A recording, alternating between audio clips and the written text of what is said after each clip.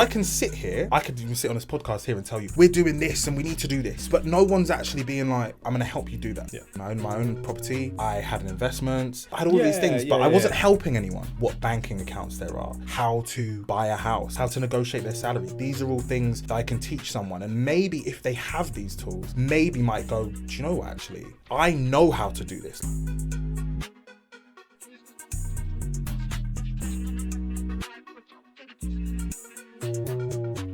If they wanted to teach you, they would, but they won't. So he will. I will. I will. What do you prefer to go by? Is it the TikTok handle? Is it the... You could call me... It's interesting that because when I introduce myself, especially like online, I'm like, oh, you can call me Prof, but you can call me Prof, you can call me John. It's either way. That's my government, John.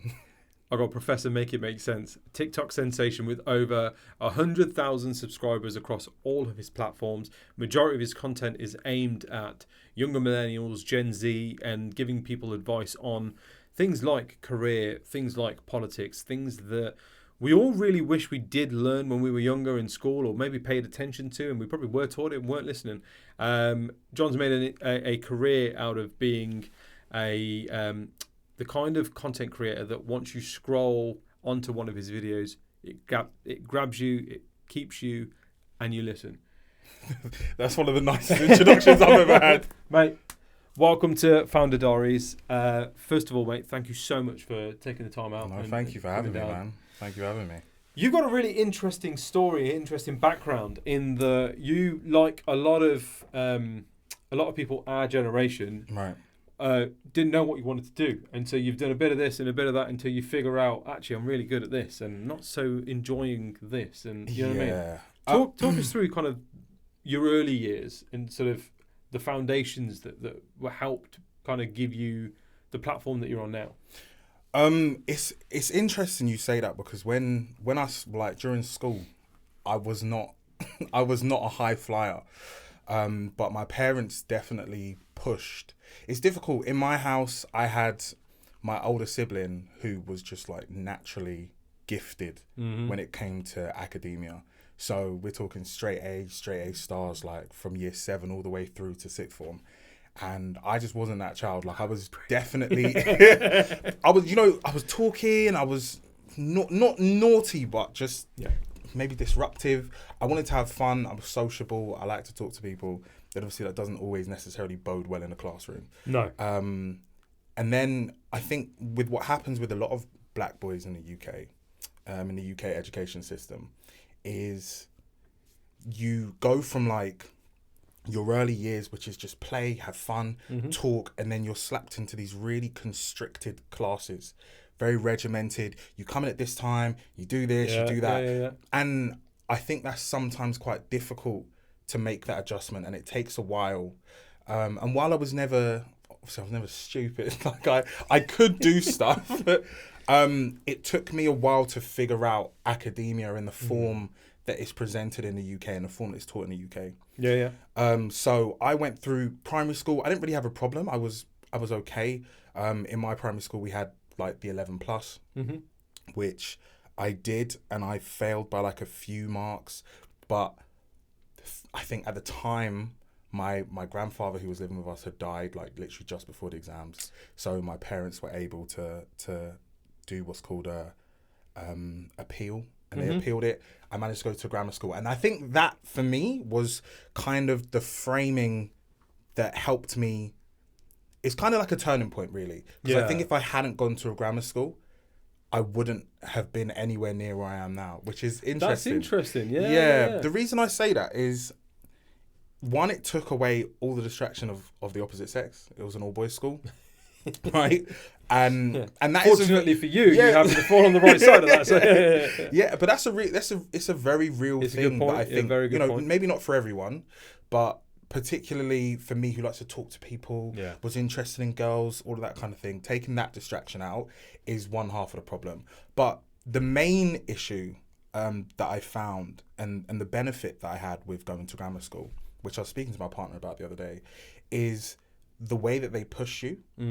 The standard that they have, or that I found while I was at grammar school, was much higher than everyone else that I spoke to.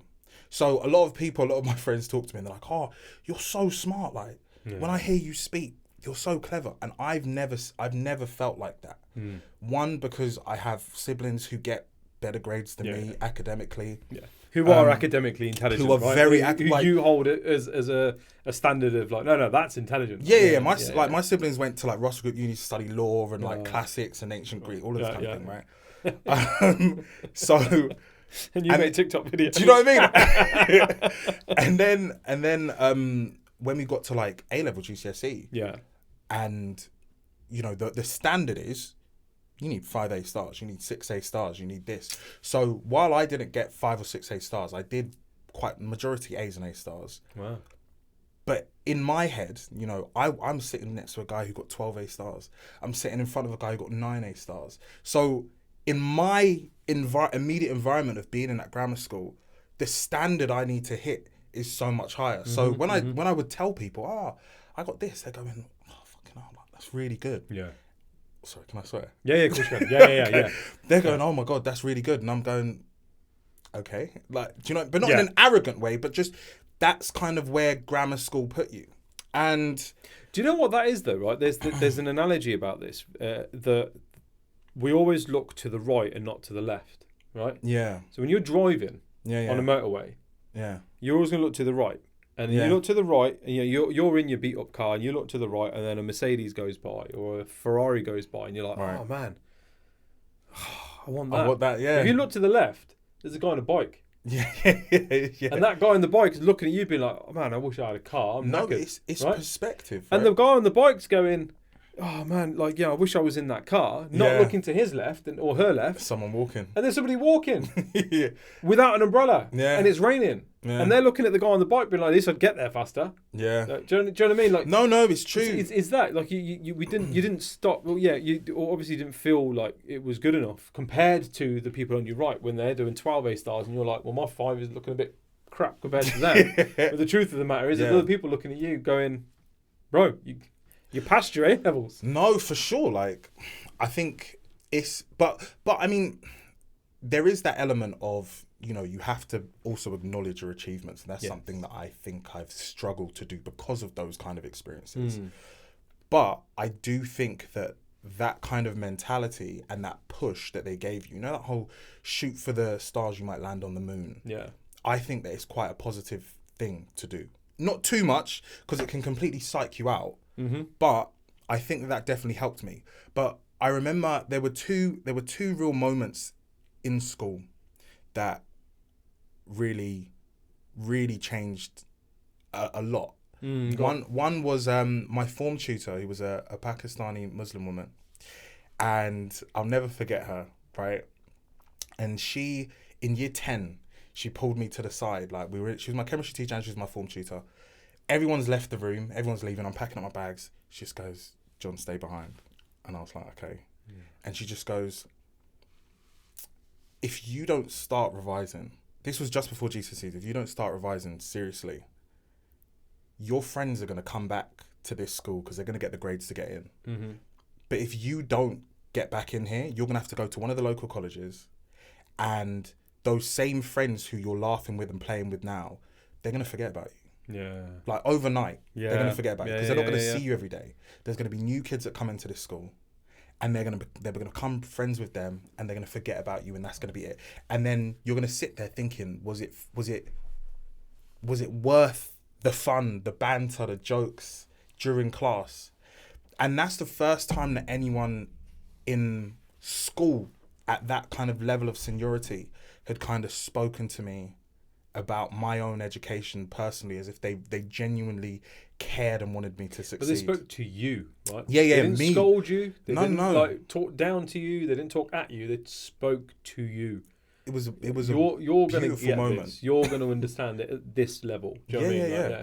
And if it wasn't for her, I definitely wouldn't have achieved what I did when it came to GCSE, which then let me go to a great school for A levels and so on and so on. So that was the one moment, and the other moment which kind of led to the path that I took afterwards, because in all honesty, even after I got to GCSE, I had no idea what I wanted to be. I toyed with being a doctor. the GCSE results, you know, you're competing with 12 A stars, 11 A stars. Yeah. So, you know, every kind of grade counts, which I think is outrageous, by the way, because at the age of 16, for the grades that you get in your first set of serious exams to count towards the rest of your future is insane, right? But I had a biology. Biology was one thing that I was really good at. I didn't have to try. Like, even up to degree level, I never had to try. Interesting, okay. And my biology teacher, in parents' evening that same year, he sat there with both my parents, who are old school West Indian parents, right, and very driven on education. And I'd got I think I'd got a C in biology, and he sat down and he didn't sugarcoat it. He didn't say anything. He just said, "You're an A-star student and you're working at a C. You need to do way better." And all of my other teachers would pussyfoot around. Oh, he does well in his homework. But those two, with my form tutor and my biology teacher, those two moments of pure, unadulterated honesty, but honesty with a belief, but treating you with a level of respect, right? Exactly. Yeah, exactly. It wasn't like I don't want to get you in trouble with your parents. It's whether your parents are here or not. Yeah. I want them to know, and I want you to know, and I want you to be accountable to the fact that you can achieve great things. And I can see it, and I finished. Yeah, you know what I'm about to tell you is fucking true. Yeah, you're gonna hear this, and actually, do you know what? If you're gonna get scolded by your parents afterwards, so be it. So be it. You need to hear. And this I took it on the chin, and I'll be honest, it gave me a drive. And I mean, I finished with an A-star at GCSE in biology. It was like I think I only dropped something like 4 or 6 points in the whole GCSE. Like, destroyed it. And that was the reason why I went on to do biology at university, because I was like, okay, biology, I get it, makes sense to me. It's because I didn't know what I wanted to do. Really easy path for me to go down and be like, okay, cool, get a pure science degree, STEM. After that, I can do anything. Yeah, really. And that sort of like forward thinking though, is that instilled in by your parents? Are they sitting you down, or like older siblings sitting you down, being like, listen, you got to go uni because doors open and windows open as well. If you're going to pick something, don't pick something stupid like a business management degree like I did. Actually pick something of value that people look at and go, oh, Jesus. Do you know, I don't even think it was that. I think it was mainly driven by the fact, one, all of my other siblings went to university. So that was kind of the path you go down. And it was kind of the expectation at home that you'd go to university. My dad always instilled in me this idea of, your education is your passport. It doesn't matter what you want to go do in life. If you want to be a bin man, it's fine. I still love you. If you want to work at McDonald's, it's fine. I love you. It's not a problem. Yeah. But I want you to do the best you can in your education. If you want to become homeless, that's fine, and live on the street. But if one day you decide you want to go and build a career and build a life, you can. There'll be nothing stopping you because you've got your education, right? So that's kind of always been in my head. My mum always said that again, being immigrants to the country from the 60s and 70s, they saw a side of the world that we fortunately have never had to see, maybe until recently. And she really instilled in us all the time. It was like, look, your education is the one thing they can't take from you. Yeah. They'll take you home, they'll kick you out, they'll tell you to go away. They'll stop you from going in places and all the rest of it. They can't take your education from you. Yeah, 100%. And just have that at least. It will open doors for you. Yeah. So when I decided that medicine probably wasn't the route for me because it's just super competitive, and also I remember speaking to a young doctor who was telling me like, oh, they got to be on call, they can be called any time, and I was like, I really like my sleep. I'll be honest, just the lifestyle, I'm not on it. So I was like, I want something that once I do it, I could then move into whatever else I want to move into. But I mean, I then graduated 2-1 in biology, which was I think probably fair given how I treated undergrad uni. And then I left and I had no idea what I wanted to do. Like it still continued where I was just like, I've got this degree now, but I don't want to work in a lab with a lab coat. I don't want to, I'm kind of tired of biology now. and the other path that you go down with biology is like, do you do a master's? Do you do a PhD? And I was just like, nah. What am I chasing? What am I Do doing? you know what I mean? I was like, I'm ready to kind of like earn a living. And obviously, I think in your mind, or in my mind anyway, I had this. Bear in mind, I never grew up in London. I grew up just outside London. So I had this idea of, oh my God, every time I'd go to my train station, I see all of the people suited up, like busy. And I was just like, I want that. Like, that seems like the thing to do. Like, that's what happiness and success looks like in my eyes. So I did what everyone else does, and I went and got a job in recruitment. I bought like 3-4 suits from Next, couple ties, pattern up, and I got a job in recruitment, which was interesting. Yeah. It was interesting. I think there's a lot of things in recruitment that I enjoyed. Primarily the age group. There's a lot of young people there. Yeah. There's a lot of young, hungry people there. There are people that are making great money doing it. I think the culture can be fun, although I think it can be easy to get lost in. Yeah. Which is a little bit dangerous, I think. But while I was there, I made some great friends who I'm still friends with now. One of them, I literally went to their wedding last month. Are they still in recruitment? No. They got the They all left recruitment. But I was in recruitment and I learned a lot. I learned a lot and I learned quickly.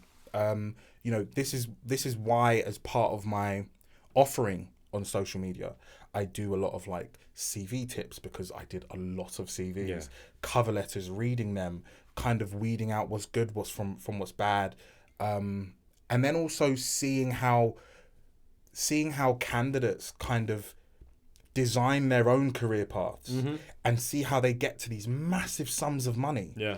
And you're thinking, oh my God, like I remember sitting there looking at CVs being like, we did the same degree. Yeah. How are you making like 150, 200 Swiss francs an hour, or 200, 150 pound an hour?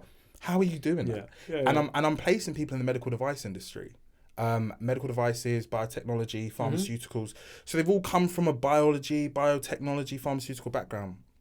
And I'm sat there with my biology degree being like, I'm making £23,000 a year base with the same degree as this person that's clearing.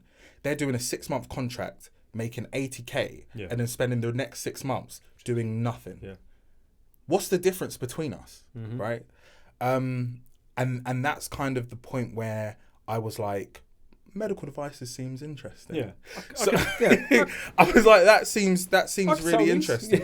So from that point, I then went on and I would work, because I worked with the European market, which was an hour ahead of us. So I had to be in London, central London, for 7 o'clock or 7:30, which is an hour before everyone else, which means that from where I was living, I had to wake up at 5:30 every morning. Jeez, wow. So I did that for a while and I hated it.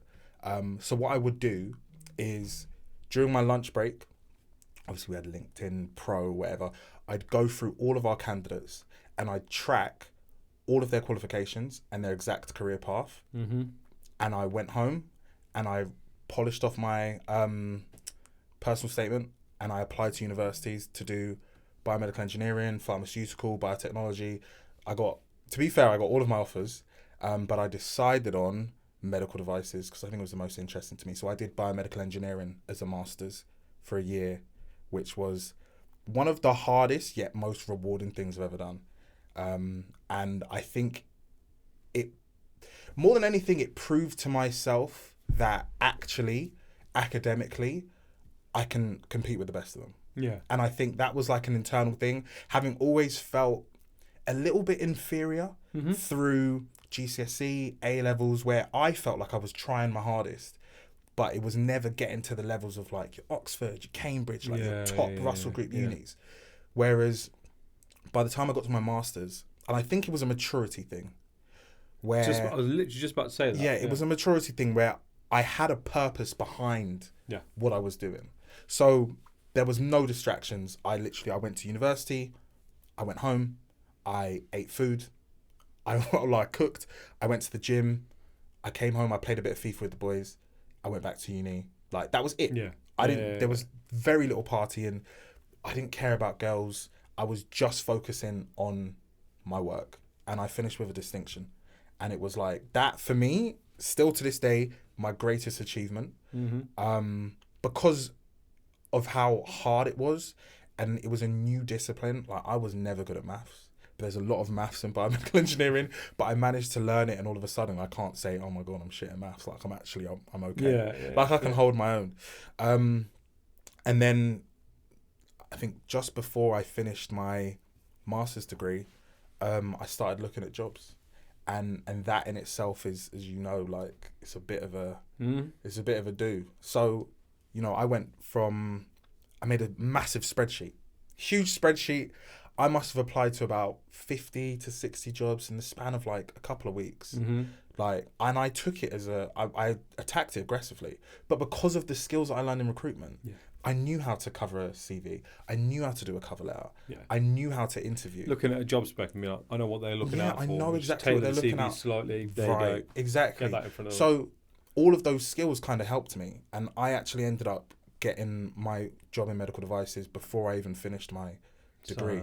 So I had to, I don't know if you know how masters work, I had to do a final year project, and I had to do a viva, which is like an oral defense of my dissertation. And I had to leave work, I had to take holiday from work to go and do my viva. That's kind of where we were with that. But that's kind of led me through that path, and that's why I'm like, okay, I know what I'm doing when it comes to CVs, cover letters. I know kind of the things that you can look for when it comes to driving a career and figuring out what you want to do, because I've done it all. Right. So while I might not be able to sit down with you and say, you should do this, I can ask you the questions and kind of help coach you to kind of figure out where it is you might want to be. Right. So that was great. And I worked in medical devices for just shy of 3 years. And, you know, I always find it so funny. I did all of that studying, finished where I finished. I was literally just thinking, like, you did all of that for a 3-year stint. Like, come on, mate. No. Do you know what though? It's interesting you say that. I will get to that. But when I got there, I remember being like, the job that I applied for was an entry level job, which was 26k a year, and coming off of 23k a year, I was like, it's not fantastic, but it's all right. Like, it'll do for now. And that job, more than anything, taught me how to negotiate, taught me all of my skills in negotiation, and it showed me what having a hunger will get you, and why I think some people succeed when it comes to their careers and getting to the goals that they want, and why some people don't. So after I'd been there for a year, we did our salary review, and they were really cheeky, to be fair. What they did was, we knew it was coming, but we didn't know when. So our director called us on a Friday afternoon or Friday evening. It was about 4:30. Bear in mind, we finished work at 5 on a Friday. Called us at 4:30 and said, hi, we've got like new salaries and bonuses. This is your salary for the new year. Are you happy with that? Cool. Put the phone down. And I remember I was like, it was all so quick, and he offered me, I think it was 34k, which, bear in mind, at this time I am 24, 25. So at that time, 34k is not bad. Yeah, it's good money for them. It's not bad. And I remember being like, that's not bad, but I feel like I'm worth it. Like, I've got. He sort of whirlwinded me, and I'm then he's the off the phone only person on our team with a master's. I was like, there's no way. There's no way. So what I did was, I took the weekend, took a breather. Then on the Monday, I emailed him and was like, look, I appreciate the offer, but I would like to have the opportunity to negotiate my salary. And he was like, yeah, that's fine. We can sit and we can talk about it. And I was like, okay. So he was like, you'll have to catch me at some, because he didn't work in our office. He only worked in our office 1 or 2 days a week. Right. But I knew he was coming in, I think, the following day. So what I did was, and I love telling this story, to be fair. What I did was, because I knew that he has to come in early to get everything that he has to get done, and he usually leaves early so he can go and pick up his daughters. So I usually woke up about 8, would get in about 9. I woke up at 4:30 and I started driving into work. I knew he got into work about 5 a.m. Wow, okay. So I got into work about 5:15, and because of that, there was no one there. Yeah. There was no one to say, "Oh, I'm busy. I've got a meeting. Oh, I've got to do this." Yeah. I know what you're there for, Yeah. right? And that's the kind of hunger thinking that I think you really need to make that difference. Because not only does it mean that you have to sit there and talk to me, but it also means that you know and I know what I'm willing to do to get this salary increase. You're playing chess. It's chess. Checkers, Yeah. It's like it's all tactical. Yeah. But even if you break that down, though, the psychological piece around going, rather than ringing him up going, "Oh, can we have a chat next week?" or just some stuff I want to talk to you about, which a lot of people would have done. Yeah. Pussyfooted around it. Yeah.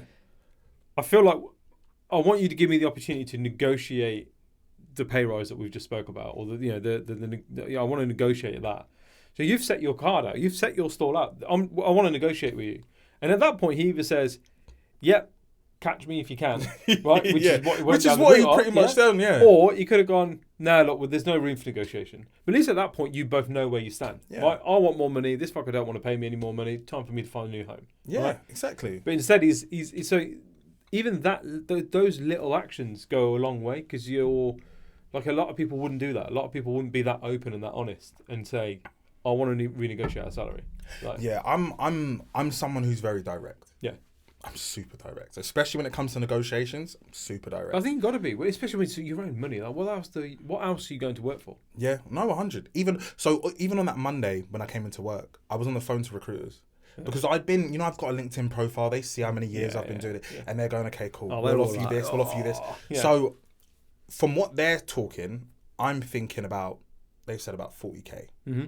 I think 40k, well, between 38 and 40k. I'm thinking that sounds nice. Yeah. I wouldn't mind being 24, 25 and 40k.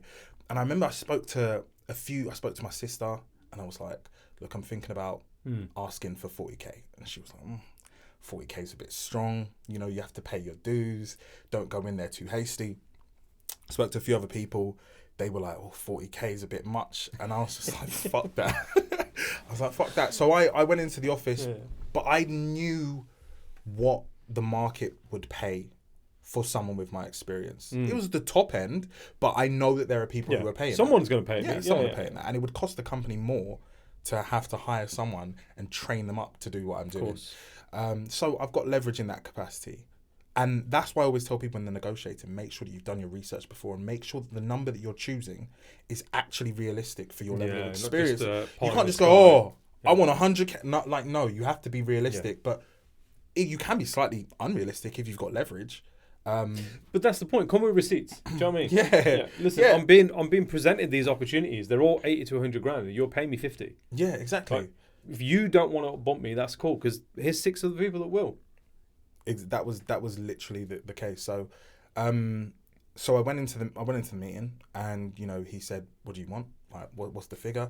And I said, "I want 40,000." And I didn't give between this and this, because they're gonna lowball me. He knows what it is. I know what it is. I'm very direct, and that's just my way of negotiating. Some other people negotiate slightly differently, but I always say, have a figure in your mind and go for the figure. Yeah.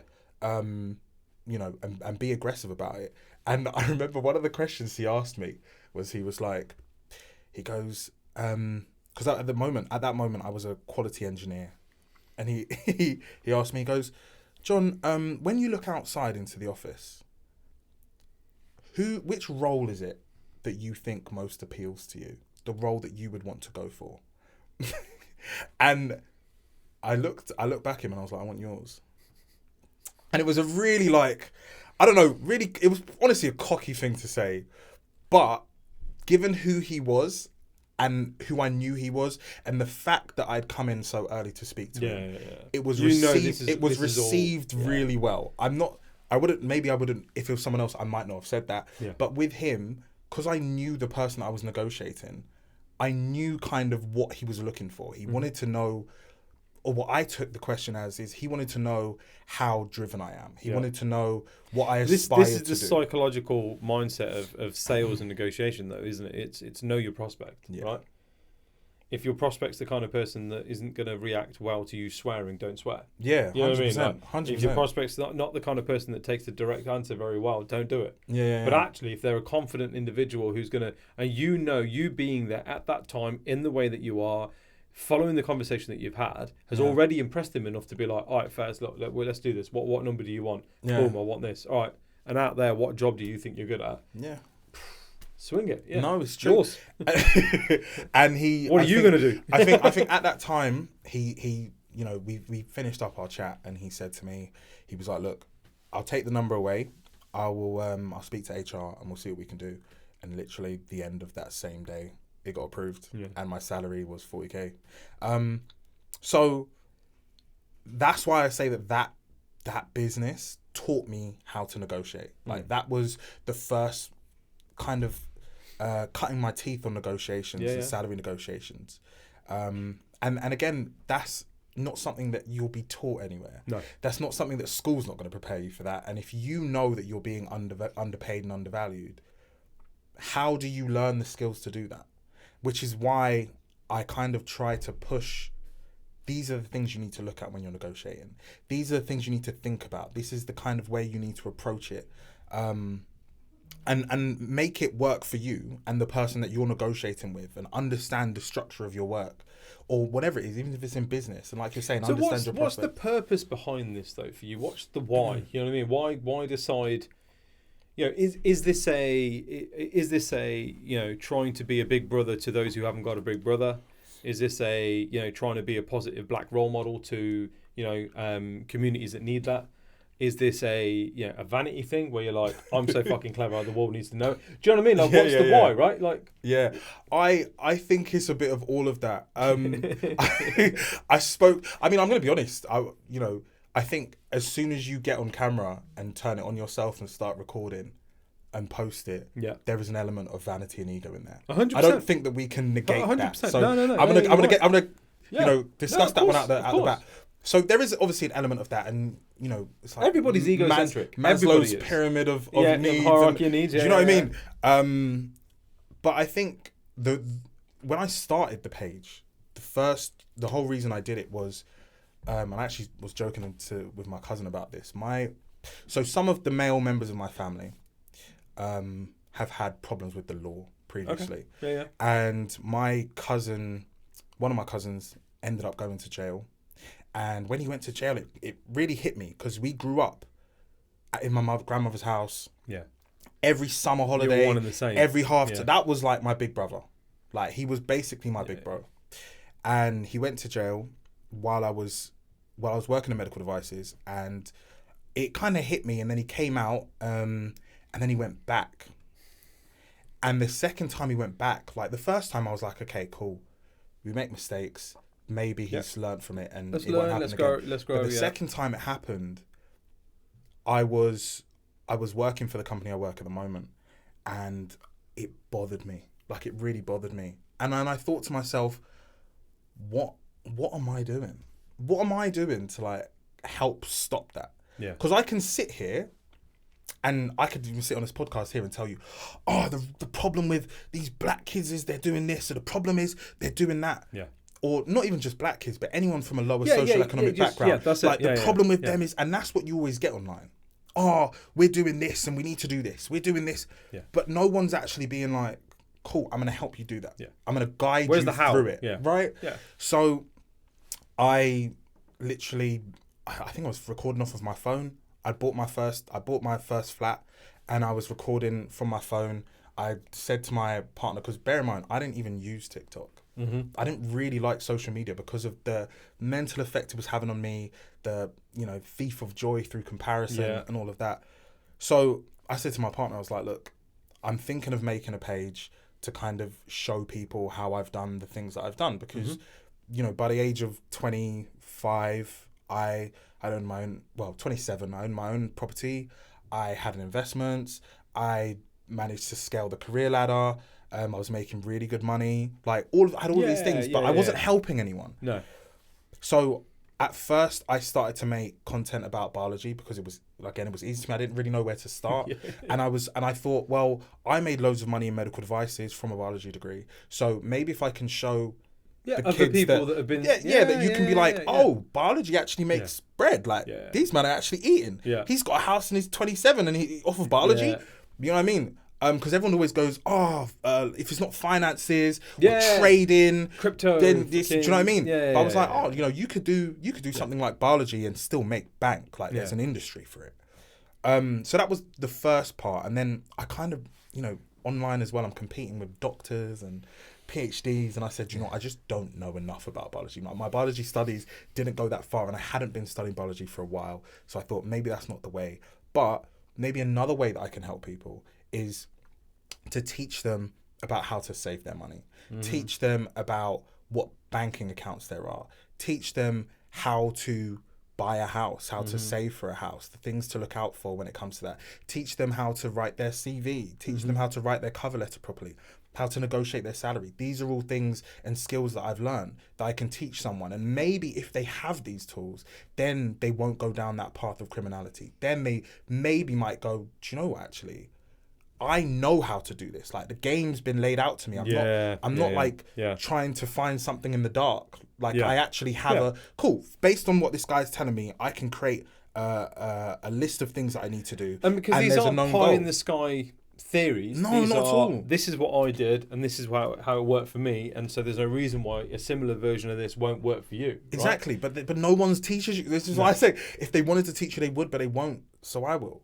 Yeah. And it really is born from the fact that the things that I learned, no one really taught me. No. The CV and career stuff I learned through my job in recruitment. Before that, I didn't really have a clue. You shouldn't have to go and work in recruitment to understand how to write a good CV. You shouldn't have to go and work in financial services to understand the difference between a credit card and a payday loan and an overdraft and interest rates. You shouldn't then have to go and work in a call center to understand, how to budget on a low salary. Like, do you know what I mean? You shouldn't have to go and live through these experiences to then be able to be like, oh, now I'm worldly enough to do something with my life. Yeah. Like, It would make more sense to me if they, we do PSHE in school. I don't know what they call it in some other schools, but humanities stuff. We did it, Why would they not teach that there? Even if they bring in someone like me or all of the other content creators or people, all of the people that kind of provide those services though, like why is that not taught in school? I don't remember any of my PSHE lessons, but if we were taught about it was the one these kind of things, the most. you don't really care. You're like, oh yes, PSHE, we can dick about.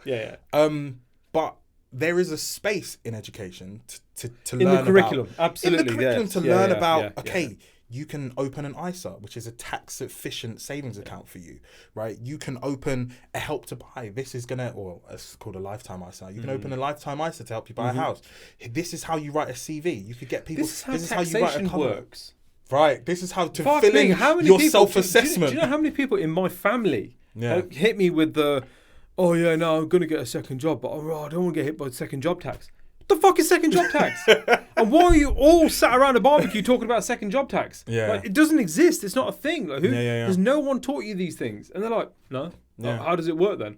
I'm like, whether you have two jobs that collectively pay 50 grand, or whether you have one job that pays you 50 grand a year, you're going to pay the same amount of bastard tax. What is wrong with you guys? Like, you know what I mean? Like, unless it's for a company. And then, but if you're just doing it as an employee, But you're absolutely right. No one's teaching this stuff. Yeah. No one's preparing these guys and girls for a life of like, listen, this Pythagoras will probably only get you so far. You're only going to come across it so many times in a year where you go, oh, I know how to answer that question.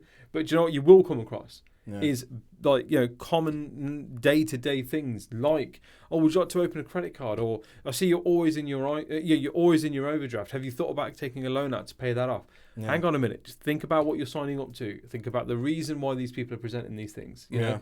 Listen, I worked in financial services for many years, and we were targeted on selling loans and credit cards, and selling the theory of, oh no, but if you pay off your loan, if you pay off your overdraft with a loan, then that's good for you and it's good for your credit. Or hey, you've just turned 18, you should have a credit card because you got to build your credit rating. So no, stupid shit like that, And these guys at the time didn't think anything wrong with it, right? But you're misinforming people who are then going to go and misinform, their peers. But that's what drives their profit margins. But this is it. Yeah. Because it's agenda driven. The truth of the matter is, my agenda was, I've got a credit card target to hit and I need to hit that bastard target. Yeah. Their agenda was, we want to get so many people on credit, and have credit cards because we know the profit margins are X amount. And it's scary. It's mad, isn't it? It's scary. And I mean, we talk about why don't schools teach X, Y, and Z?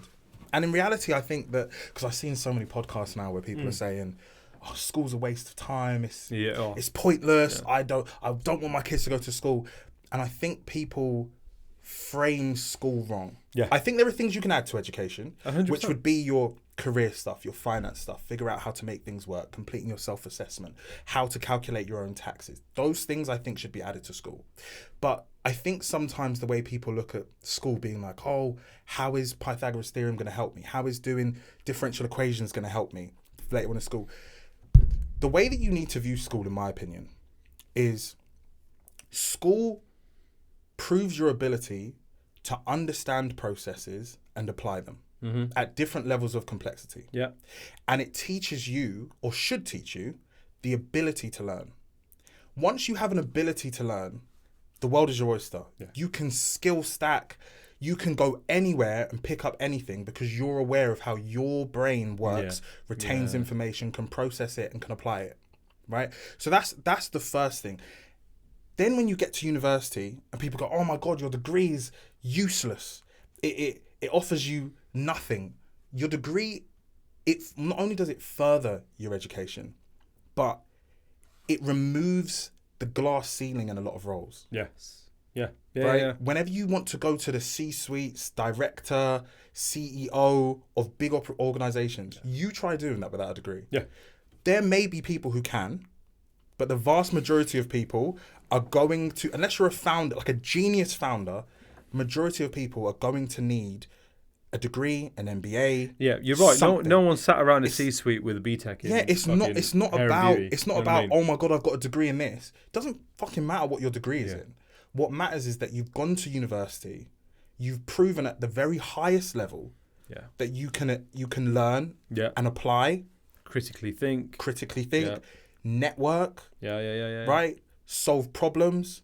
Like, that's what university is about. Mm-hmm. So this whole idea of you don't need university, and I feel like there's a whole generation, Alpha, back end of Generation Z. Yeah. They're all being told online by people who they deem to be like these gurus that you don't need university. It's a waste of time. It's not going to make you a millionaire. Millionaires aren't taught how to be millionaires in university. Yeah, you're never going to be a millionaire working for someone or that. And what's so disingenuous is a lot of those same people have gone to university and have made millions. Yeah. And they're going, oh, my uni degree didn't help me. Yes, it did. Yeah. Do you know what I mean? Whether directly or indirectly, you might not be in the discipline you studied in, but it helped. Exactly. This is it. Yeah. And sometimes it's almost like, well, you're too stupid to understand what it has done for you. Yeah. Like, you know what I mean? It's mad. The amount of misinformation. I had this conversation last night with my wife, who, school teacher, shaping young minds, all that sort of stuff. And she was like, look, what do you think about social media? Yeah. And I was like, we went on about loads of different stuff. And I just thought, my problem with social media, I think, fundamentally, is that it's allowed stupid people to have an opinion on, and a public opinion on important things. But, you know what I mean? Okay. But by contrast, it's also allowing or encouraging intelligent people to get involved in stupid debates. Yes. And stupid conversation. Yeah. Back in the day, idiots would hang around with idiots, and intelligent people would hang around with intelligent people, and they would and those topics of conversation wouldn't intermingle. They just wouldn't. Mm-hmm. You wouldn't have Neil deGrasse Tyson sat talking to a fucking idiot. Like, do you know what I mean? Yeah. But in today's world, you do, because you, as a stupid keyboard warrior, can comment on something, and it will rile him up to the point where he'll respond. And you're like, what is happening here? Like, why? And that for me is the problem with social media, because you've got impressionable people like, my children as they get older, who go and they see intelligent people on their screens as they're scrolling and listen to that, and then are met by a ridiculously uninformed individual telling them something that they then also buy into, because they're like, well, actually, if I'm going to believe this, I'm going to also believe this. Yeah, it's the battle of the loudest. Yeah. I think is usually is usually what we're met with, and you're right. I do think though, on the other hand, social media has also allowed for knowledge to be passed that would otherwise have been 100%. gatekept. 100%. So it's a double-edged sword. It's a double-edged sword, but you're absolutely right. I think it's allowed platforms to be created and to exist. I mean, I remember reading up on this, and we were talking about Web3 at the time. It was like, right, we're entering now into Web3, and there was an infographic that I was reading, and it was sort of like we're basically going to see the death of mainstream celebrity and mainstream like kind of influence, right? A small bunch of people that influence the masses, and instead we're now going to end up in a content creator focused. You're not going to get a content creator get 100 million followers very, very quickly, or a song that streams 10 billion times. What you will get is 10 songs that will stream 1 billion times, because they are serving a particular niche, and content creators that will shoot from nothing to 1 million subscribers because they're serving a particular niche. And that for me is the positive side of what social media has done, is because it's allowed people like me, like you, and countless others to be able to share their voice, their message, and their information to people who need it.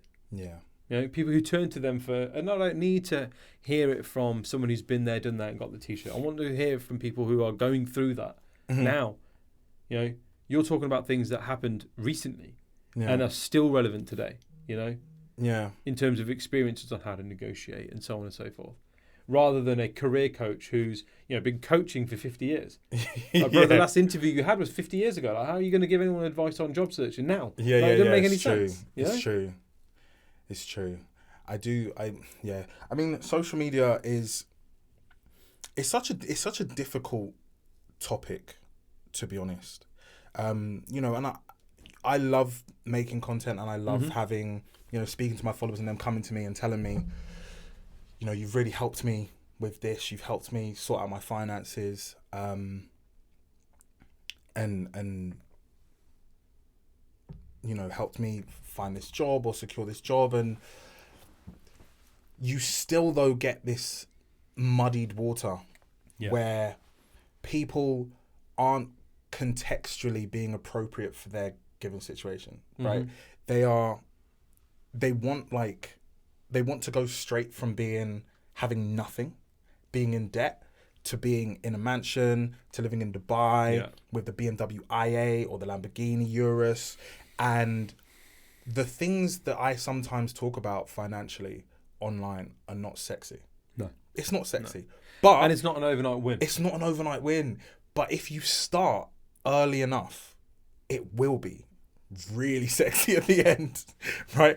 And I think a lot of Gen Z, Gen Alpha, a lot of them have never seen the progression. They've never seen it happen in real time. When you're young, when you're in your teenage years and your 20s, you think you know everything. You believe you know everything. And to an extent you do, but you've not seen enough of the world to be able to.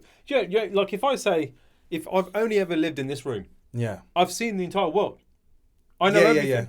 Yeah, you do. You know everything of your space. But outside of these four walls, there's acres and acres and acres of other things that you've never seen or experienced. So you don't know everything, but to your mind, you do know. No, everything. That's what I'm saying. They definitely believe they know everything. Yeah. But it's because even I'm 30 now. I know I don't know everything. There's still a lot for me to learn, and I'm still learning. And I'm very open about that. I do, however, feel like there is now a generation who have seen online people become millionaires quickly. That didn't happen when I was young. When I was growing up, when I was like 18, 19, obviously there were a few people on social media, but by and large, even those influencers had a heavy foot in TV. They weren't just coming up off the internet and making loads of money. Like when I was younger, we had KSI before all of the wealth, right? He wasn't rich off of YouTube at that point. That was came, JJ then. That came way later. Whereas now it's like a possibility, but it's a possibility for like the 0.01% to make that kind of cash online. Even those people who are making great money online are very sensible with their money. And they know that it's not like they're not making such life-changing amounts of money that they never have to work again. For the most part. Yeah. Some people are, but for the most part, they're not. And they will be doing the same things that I'm talking about. They'll be having a tax-efficient savings account. They will be investing because they know that money is one of those things where you can be having a great year this year, but you don't know what's going to happen next year. Yeah. Right? It can literally fall off of a cliff. Every content creator is one scandal away. Oh, mate, 100%. Yeah. From going broke. I mean, it seems that there was a period of time where, you know, as soon as you hit that sort of 500,000 subscriber mark, all of a sudden it was like, and he also talks to children. Like, do you know what I mean? Yeah. Like, start messaging minors for some reason. 500,000 subscribers. Like, but I think there's an underlying narrative, right? And I've spoke about this on my podcast a few times around the generation today. Yeah. See people shoot to superstardom, right, without ever hearing or seeing the backstory, right? My generation and the generation above me, Gen X, we grew up on the Rocky Balboa films. Yeah, right? Yeah, that's a good point. The payoff wasn't straight to the fight. Yeah, the payoff, that was the payoff. Yeah. We watched Rocky struggle. You get that whole and montage. Then go. Yeah, we had the montage. We had him training, running, lifting. Oh, he couldn't lift it. Now he can. Man. But do you know what I mean? We grew up on that. But not just the Rocky. We grew up on the Scarface films, and they're like the money's all stacking up, and you know, it wasn't just one day this guy decided to become Scarface. Rocky, and now Scarface he's Scarface is a great example because he went all the way up and then all the way back down. Right? Yeah, that's how quick it can be. We grew up in that, whereas these guys have grown up with just like never heard of this guy before, but hey, here's a billion streams, or you know, Bella Porch will do a TikTok and it's the most liked TikTok in the world, and now she's this and now she's this, and that's I'm just one funny, cute, or sexy video away from making it.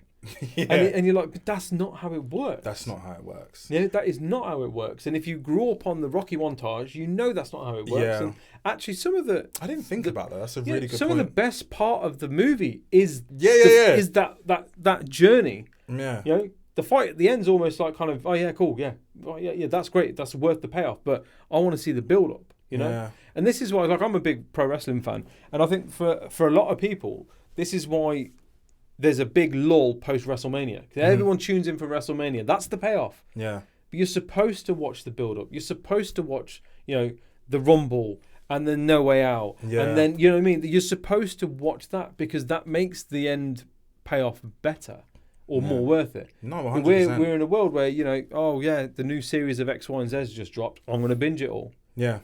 Yeah, it's instant payout, and then you're going, what's the next thing? Yeah. We're moving on to the next one. I've seen firsthand from the way that my house was run from my parents, the long game.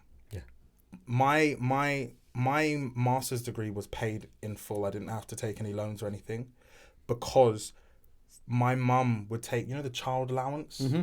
She would take all of the child allowance for me, my brother, and my sister, and she would put it in I think it wasn't I can't remember what they were called now. It was a long, I think it was Scottish Widow. It's this long savings account type thing, right? Yeah.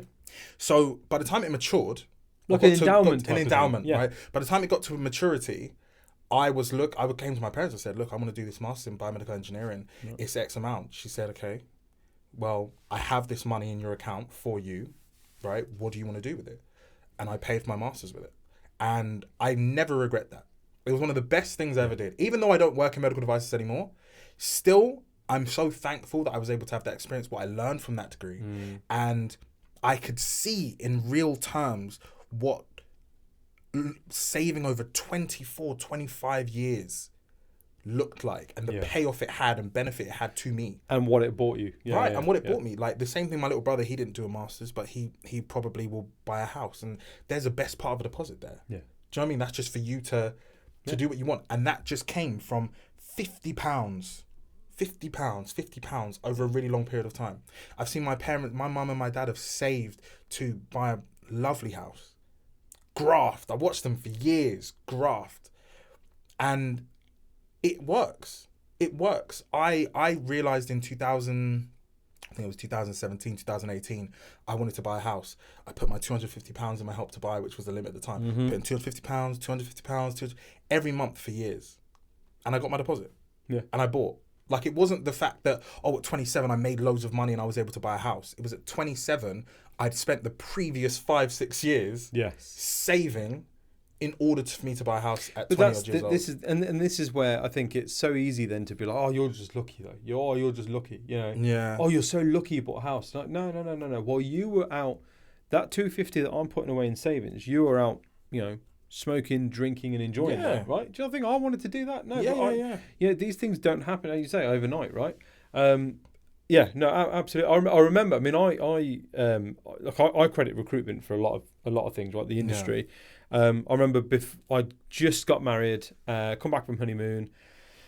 I'd been out of work for about 9 weeks, which worked out great because actually I could have really enjoyed the wedding, but I had absolutely nothing money wise.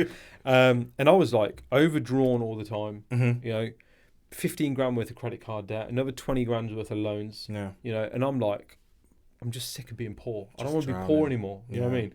And recruitment did that for me, in that it gave me the opportunity to earn more money than I had done so I could start banking and putting money away. But I remember the joy that I felt, not having paid all of that off, but the joy that I felt when I had my first £3,000 saved up. Yeah. You know what I mean? Yeah, no, I hear you. Do you know? And like, I know people who nearly ended themselves over that much debt. Yeah. You know? And there's me going, I've just saved a month's salary.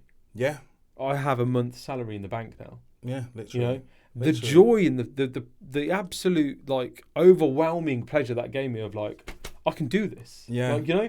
Because I used to work in banking, right? And here's me giving financial advice to people and working at a building society, and people are coming in. This is a building society, bro. Yeah. Like, the money that they've got there is their surplus. They don't care about this money. Insane, yeah. You know what I mean?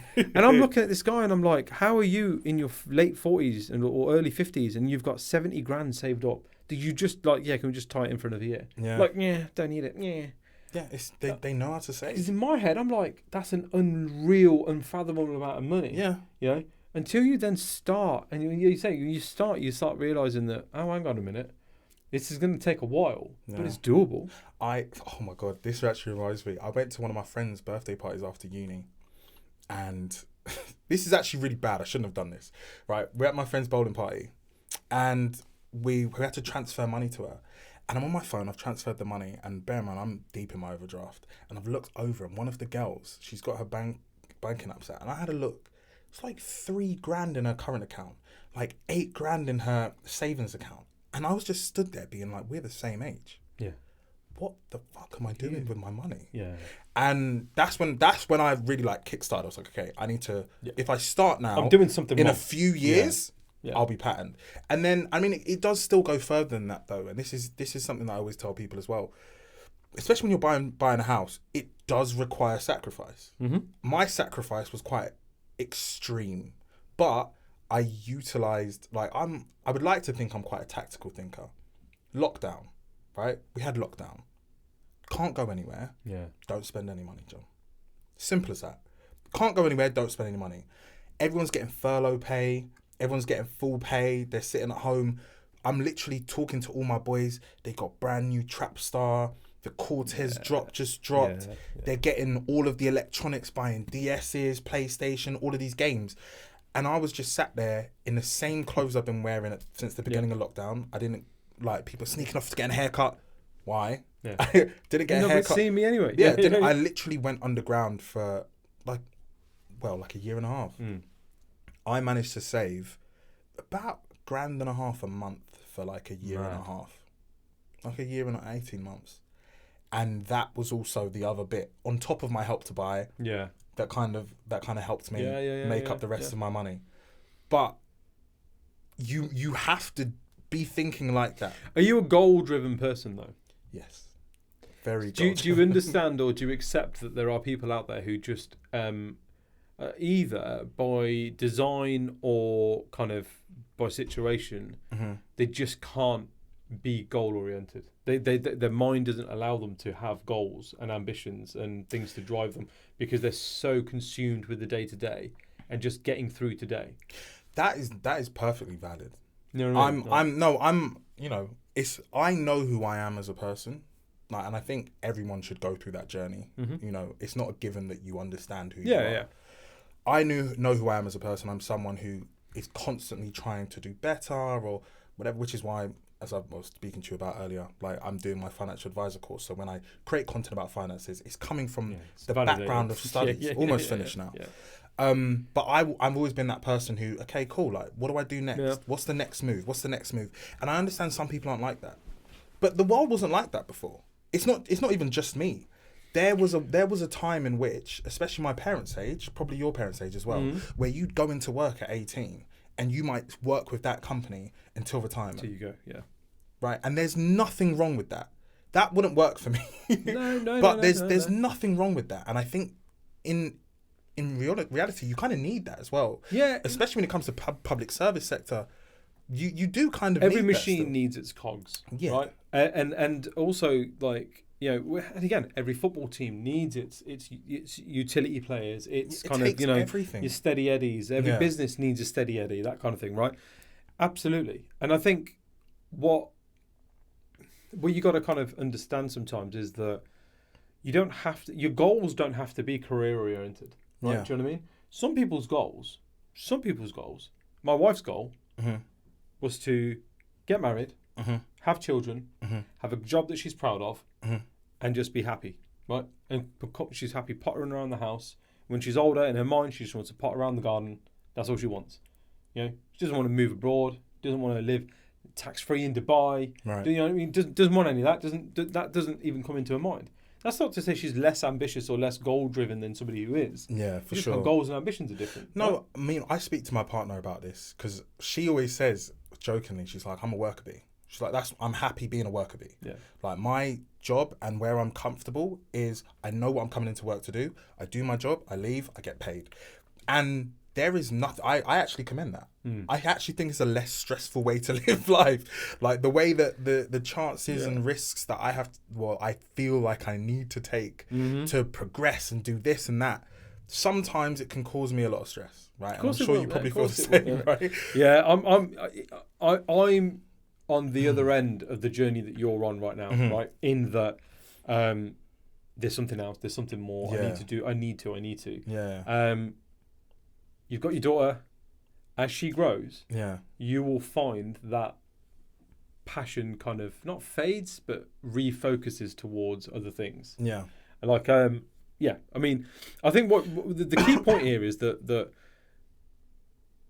as a person, you need to really and truly understand, with no distractions, what do you want out of life, right? 100. Because you don't have to. It's very easy to get caught up in the crowd and be like, well, everyone wants to get into crypto and be a millionaire, so that's what I want to do. Yeah. Like, no, but is that what you want to do? Yeah. You know what I mean? Well, and that, to what we're talking about, right? Just because you want to do like a full-time job, or you want to be what you call a steady eddy or a worker bee or a cog, whatever you want to decide, that doesn't mean you can't prepare yourself for the future. No. A lot of people, like, I think there was a statistic, one of the largest groups of millionaires in America are teachers. Interesting. Right? Like, Really a lot of millionaires in the US just do normal, regular jobs. But they invest. They invest in the stock market. There was actually, I can't remember what book it was I read. I think it was maybe Atomic Habits, or no, I don't think it was Atomic Habits. It was another book I read. I can't remember exactly what it was called right now. It was talking about, it was Psychology of Money. That's what it was. Yeah. It was about this janitor who worked as a janitor his whole life, but he retired with millions. And they were like, how did you manage to retire with millions? Even though he was a cog or a worker bee or whatever, he didn't change. He was a janitor his whole time. Yeah. But he invested in the stock market religiously. Every month, he'd take his paycheck, portion off a bit, put it in the stock market. And by the time he retired, he could live any kind of life that he wanted to.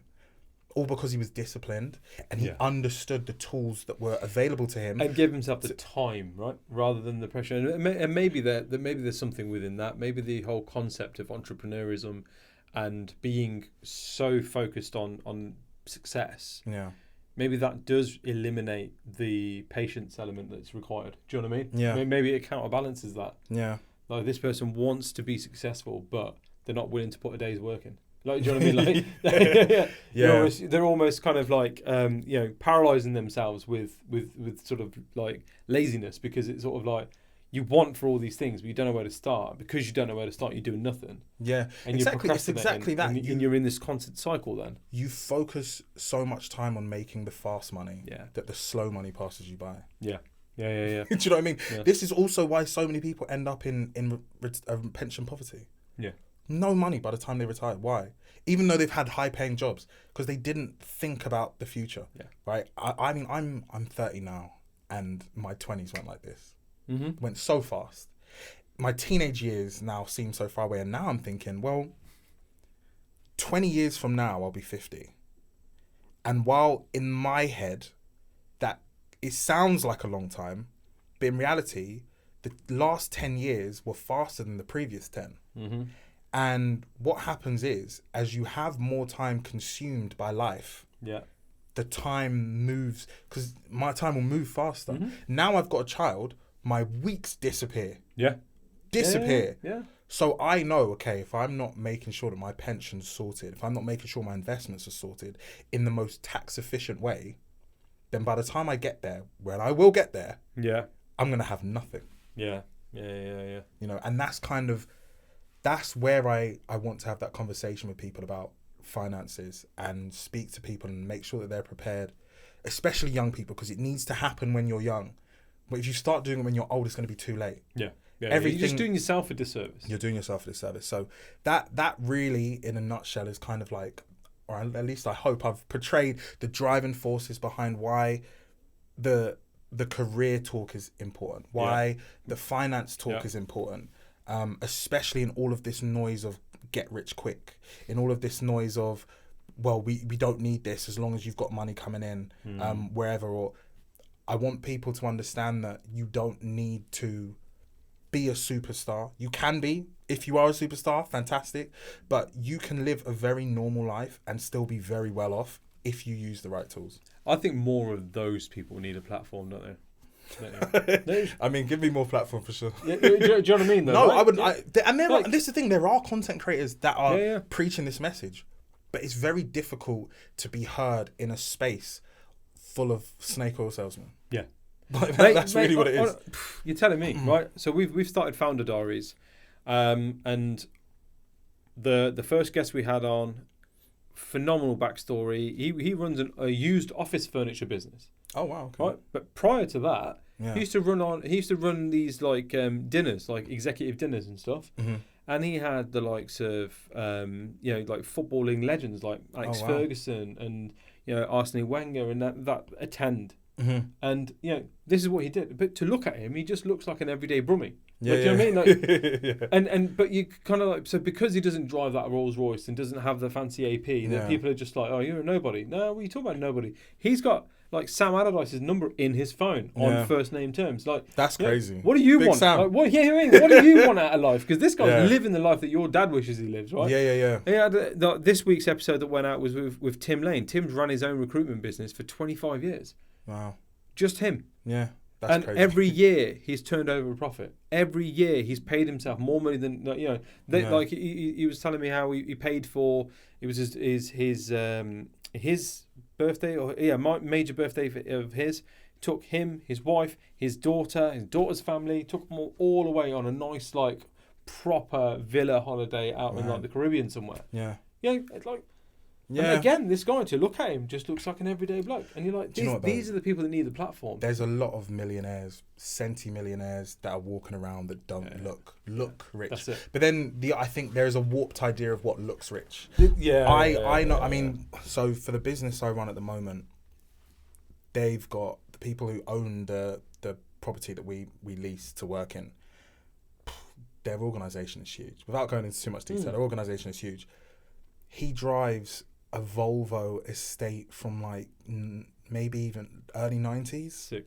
Love that. But I know that their wealth is very it's crazy. There. And this is but the it's thing not that there for you to see. Yeah, it doesn't need to be though, because you don't need to attract that kind of attention. Like I remember saying to my partner, I said, I could afford to buy a Rolex now. Like I could buy a nice Rolex. Yeah. But especially when I was buying my house, I had all of the money just sat there. I didn't have, in my mind, I didn't know which property I wanted to buy. Like, I was kind of just sitting and waiting and trying to figure it out. Yeah. But I was like, I could buy a Rolex right now. I could buy a Mercedes for cash right now.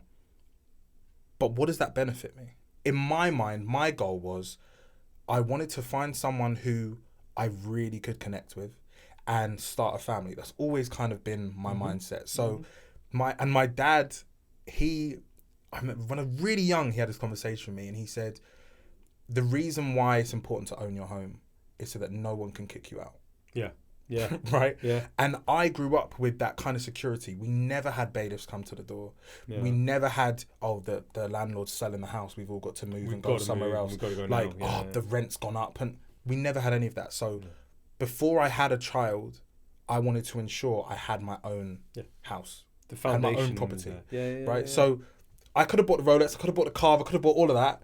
But I was just like, do you know what? For my personal goals, for me, and now I luckily bought my property just before Liz Truss and Kwasi Kwarteng annihilated the economy. So my mortgage interest rate's I think about 2.2%. Yeah. So it's peanuts. Locked that in for 5 years. I wish I'd locked in for 10. You're telling me mine ends in May next year. I'm on 1.86%. Oh my. Yeah, that's a good one. I'm at that point now where I'm just like, shall I just fucking pay this off? Like, you know, just bite the bullet and pay it off. Yeah, like, that's kind of where you have to go to. I mean, obviously, I don't have enough to pay it off at the moment. But it'd be a tight, it'd be a squeeze. Yeah. But hey, I can, you know. But to remove that expense, other plans away. But to remove that expense is important. But because the interest is so low, it's not a massive expense. Yeah. So do you know what I mean? So it's like the trade-off's kind of like, oh yeah, great, you're saving yourself this much a month, like. Oh. Yeah, no, I hear you. I mean, but that's such a fortunate. That's such a bougie thing to say. But I didn't ever think I'd have that to sit here and say, I might do this or I might do that with my money. But I think it speaks to exactly what we're talking about, though. Because before we had this conversation, you're telling me, you know, I drive a 20-year-old Mercedes. Like, I don't have any of the posh nice stuff. My kids call it Mr. Creaky. Yeah. Because the suspension's starting to go on it, so it creaks over bumps and stuff. Yeah, like, Daddy, Mr. Creaky needs help. Yeah, leave my car alone. Like, I drive a humble car, I live a humble life, but you have the opportunity to pay off your house if you so choose. Yeah. And you've got a really low mortgage at the moment. Like, do you understand? Like, that's the kind of thing that, for me, dictates wealth. Oh, I don't have to work on the periods of time when my children are out of school. That's rich to me. That's minted. Like, that for me is exactly that. You can that's have the wealth. All of the Rolexes, Porsche, Lamborghinis, keep them. If I can spend as much time with my kids and choose when I work while keeping a house, I took 6 weeks off in the summer. Can you? You know what I mean? While keeping a roof over my kids' heads and being able to pay off my mortgage if I want. That is true wealth, and I think the way that you've geared it is the way that I want other people to look at it, because that is and can be a reality. And I think when you aim for those attainable and majority of the time more worthwhile goals, you will end up being a happier person. You are totally right. Totally right. Yeah. See, I look at it and sometimes and just think like, I grew up in a shithole area of Coventry, right? In a family, like a 3-bedroom house with 10 of us in there, sometimes 12 of us in there. You know what I mean? Like, sometimes you do have to stop yourself and be like, well, you have no right to have what you have now, like, to be where you are now. You know what I mean? Because so many didn't have that. A lot of the guys and girls I went to school with, a lot of the people I grew up with, some of my nephews and stuff. But it's testament I've got a family to your work, that like, no, it is, and it is. But also, you got to acknowledge that there's an element of good luck, you know, fortune, of course, and you know, standing on, as I say, we have the privilege. We have the privilege of, you know, standing on the shoulders and standing on the platform that our parents put down for us. Yeah. You know. They did a range of shit so that we don't have to. Yeah. You know? And it's almost a disservice to them, right? Yeah. So if you've got such a high regard for your parents and your family and the community that have helped raise you, right? Yeah. They've built this platform for you to stand on. And it's a disservice to them to not go and fulfill that potential, not to go and, you know, get out of this cycle and to turn to, you know, a lifestyle that otherwise you don't need to. This is a want now. It's you know what I mean? Like, you chose to do that. You didn't need to do that. That's a disservice to their, you know, sacrifice and their legacy and their things that they did, the things that they went without so that we could. Yeah. You know? Yeah. That's just how I kind of sort of almost justify it in my head. But yeah, mate, this has been great. Yeah, it's been a Honestly, fantastic chat. What's next for you? What's the kind of future looking like? You said you got your financial qualification, which it's only a matter of time before you pass that. Yeah, we will be finishing up with that. I think more so now I'm going to be taking a move into YouTube a bit heavier. Nice. I was doing a lot of YouTube stuff before, but with, well, being a little bit more personal, my daughter, obviously she's, over the last 1 year, she's been born, and we had a bit of a situation in where she had to go into hospital beginning of the year, around March, April time. While I was doing my exams, my partner's doing her exams. It was just, I'll be honest, the last year has been so challenging. So the content on YouTube, which naturally does take a little bit more time, Of course. has been a little slower, but we are moving. I've got things planned for the end of this year, Great. beginning of next year, content wise for YouTube. The plan is to move kind of into a more full-time content role, so still going to be hitting careers advice, finance stuff, getting out into the streets and speaking to people. Nice, and yeah. really doing a bit more outreach like that, and also kind of trying to drive more into the coaching, career coaching, CV and cover letter coaching, as well as the finance coaching and financial advice kind of package, which I will be doing. And there are also links in my bio if you make it to my social media page. Excellent. On Prof_Mims, or Prof Make It Make Sense, where people can book and talk to me, which I've had quite good success with so far as well. Good. People reaching out and helping people, and honestly, that's all I can ask for. Yeah. Mate, genuinely wish you nothing but the highest of success, mate. And if there's anything I can do to help and support you, I'm a message away. Yeah, you've been great. I'll be honest, the first call that we had, I got so much out of that call in and of itself. That. So I really appreciate your wisdom, and I'm trying to get like you, man. Nah. Mate, honestly, thank you so much for making the journey. It's been an absolute pleasure. Thank you for having me. Guys, the links for John will be for his social channels and stuff will be in the description. Thank you for liking, sharing, subscribing, doing all the cool shit that you guys do that allows me to call this a job and allows my kids to walk around telling everyone that I'm a YouTuber. We'll see you again next time. New episodes drop every Wednesday and every Friday. Any questions, please leave them in the comments. Or reach out to John directly. Yeah. We'll see you again next time. That was great.